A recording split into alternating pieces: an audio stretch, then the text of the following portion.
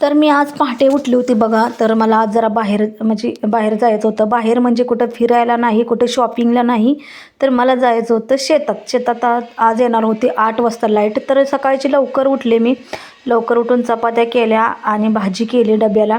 तर हर्षदच्या पप्पाला पण ड्युटीवर जायचं होतं आणि हर्षदला पण कॉलेजवर जायचं होतं. तर त्या दोघांच्या डब्याला भाजी केली.